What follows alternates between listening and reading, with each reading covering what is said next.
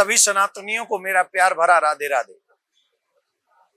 आज इस वीडियो में मैं आपको एक कहानी सुनाने जा रहा हूं और वो कहानी किसी फिल्म की नहीं है, किसी सीरियल की नहीं है। वो कहानी हमारे विकृत और बड़े भयानक समाज की ही है। जो समाज, जिस समाज में हम और आप जी रहे हैं, उसी समाज की कहानी है। और ये रियल स्टोरी है, ये आर्टिफिशियल स्टोरी नहीं है, ये किसी के द्वारा लिखी हुई स्टोरी नहीं है, अपितु ये हमारे समाज में दिन प्रतिदिन बढ़ती हुई उन घटनाओं की स्टोरी है जिसे देखकर हम लोग अपनी आंखें बंद कर रहे हैं, कान भी मूंद लेते हैं, न वो स्टोरी सुनना चाहते हैं, न वो दृश्य देखना चाहते हैं। पर आंख कान मूंद लेने से क्या समाज की हकीकत, सच्चाई, सत्य बदल जाएगा? नहीं बदलेगा। मैं आज आपको बता रहा हूं वो सत्य जो प्रत्येक सनातनी को सुनना चाहिए और हर उस व्यक्ति को सुनना चाहिए जिसके घर में बेटे जवान हैं, बेटियां जवान हैं और जवान होते हुए बेटे बेटियों का जिनको विवाह करना है, उनको ये कहानी अवश्य सुननी चाहिए।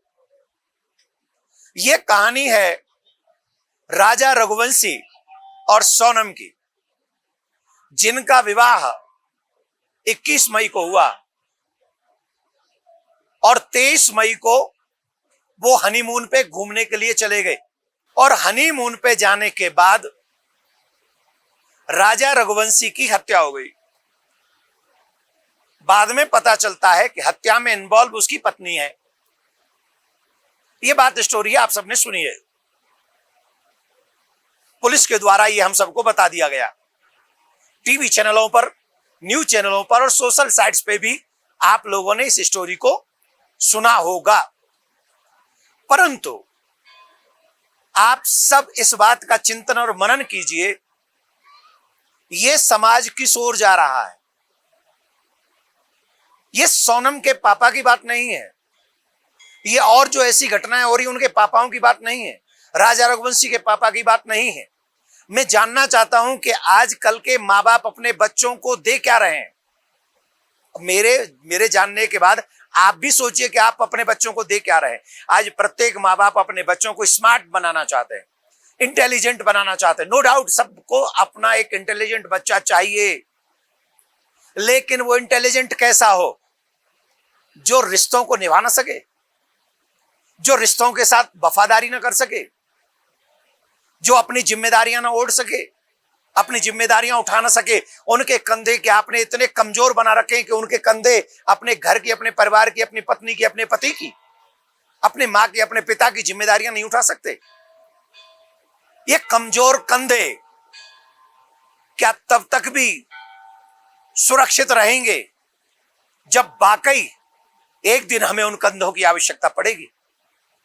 आज हम लोग स्मार्टफोन देना चाहते हैं, नो प्रॉब्लम। आज उन्हें हम बहुत लंबी लंबी गाड़ियां देना चाहते हैं, नो प्रॉब्लम। लेकिन मैं आपसे जानना चाहता हूं, आपने संस्कार नहीं दिए, क्या यह प्रॉब्लम की बात नहीं है? आपने रामायण का ज्ञान नहीं दिया, क्या यह प्रॉब्लम की बात नहीं है?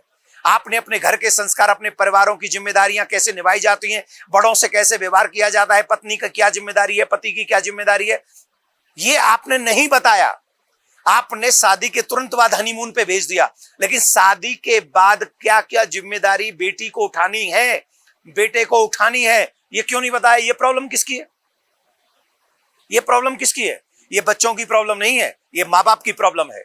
हम पैसे कमाने में इतने व्यस्त हो गए हैं, अपना स्टेटस सेटल करने में हम इतने व्यस्त हो गए हैं कि अब हमें हमारे बच्चों की चिंता नहीं है। हम तो दो ही बात सोचते हैं, बच्चों को पैसा चाहिए और बच्चों को फीस चाहिए। ये काम कर दिया, हमारी जिम्मेदारी खत्म। अब उसके बाद बच्चे क्या कर रहे हैं? उस बच्ची ने अपने ही पति को क्यों मारा? क्योंकि उसका अफेयर ऑलरेडी पहले से चल रहा था।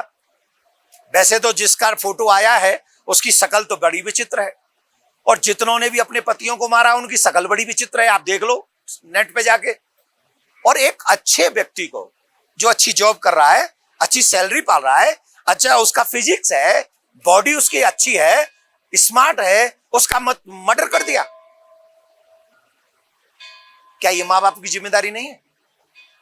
ये जिम्मेदारी है, और ये डरने वाली बात है समाज के लिए।